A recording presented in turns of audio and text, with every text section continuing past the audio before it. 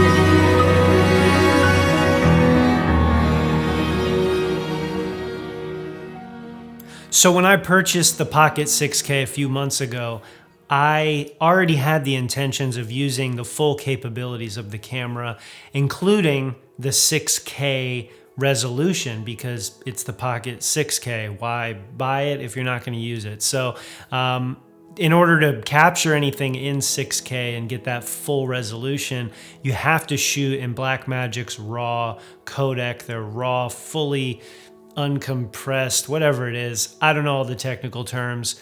Go watch Gerald Undone or something. He'll tell you all the stuff that goes right over my head.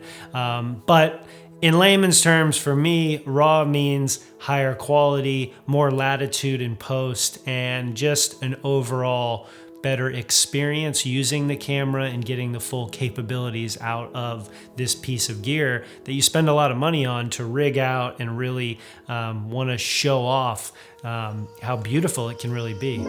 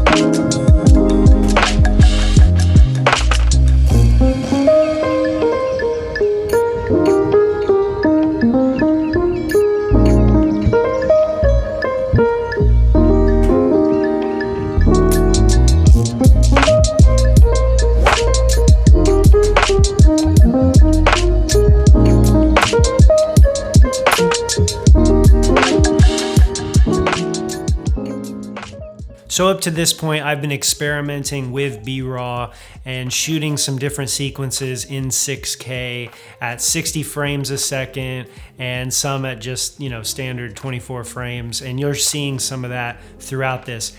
Everything that is in this video, including this beautiful face, is in 6K, this whole video. Now, I will be exporting it in a 4K timeline because, no one is watching this on some 6K television or monitor probably. So you're probably gonna see an even more compressed, fine image. I don't know, YouTube does what it wants.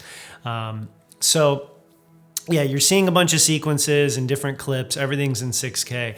And I have a current project that I'm working on now. It's kind of a smaller project. And I chose to shoot everything in RAW. And that has been interesting because, as a lot of you know, the file sizes are massive. You shouldn't be shooting RAW for everything because it's just going to lead to a lot of storage space taken up, and your computer, depending on how old it is, it might not even be able to handle rendering or even playing back that RAW footage.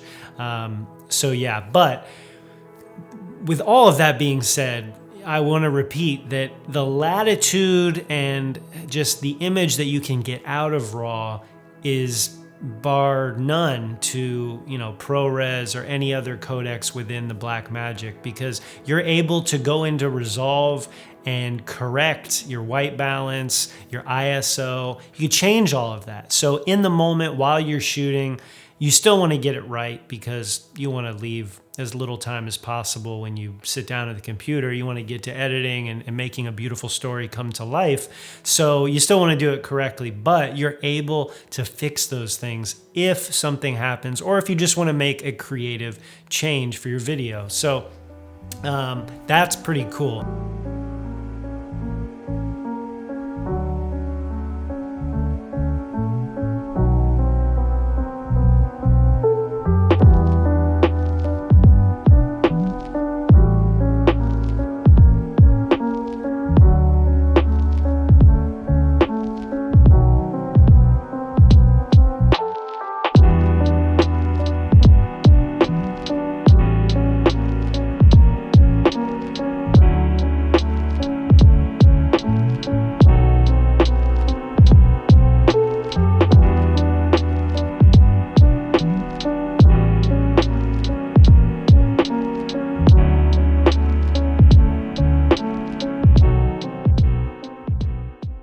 I'll mention briefly the workflow that I have gone through and gone with when I've been shooting in RAW. Pretty simple. I take the footage and I'm shooting everything to the T5, the Samsung. So it's all on that hard drive. I plug it into my computer. I open up Resolve. I dump all those files into a project. And then I separate them with how I'm going to render them out. So if anything's in 60 frames a second or 24, I do those individually. So I batch those clips into the timeline and I render it out at the source file. So at that 6K resolution, I render it out into ProRes, and boom, it takes a while. It could take hours depending on the files and how many clips that you have.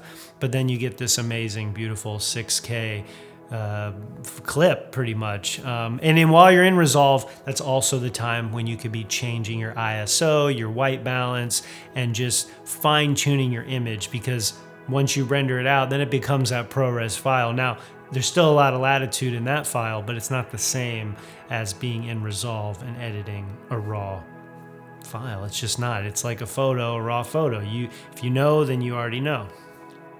So I think I've said what I wanted to say on Blackmagic RAW. I know I probably didn't answer all of your questions. This is just a quick little intro conversation with you about Blackmagic and their RAW files and just what you can do with them and how you can manipulate them with all the latitude that you're given, because it's such an open, uncompressed file and it's pretty awesome. So anyway, any questions, any comments, put them down below. That would be great. I would love it. Maybe there's something I didn't think of that you came to this video maybe wanting answers to.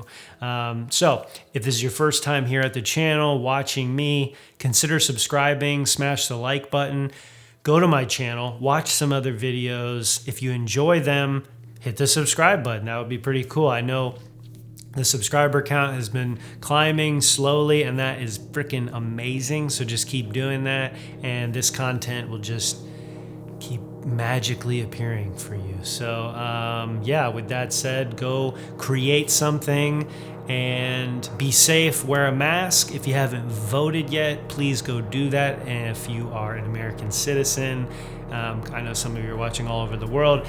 If you're not, encourage people that you do know to vote, because it's very important. And yeah,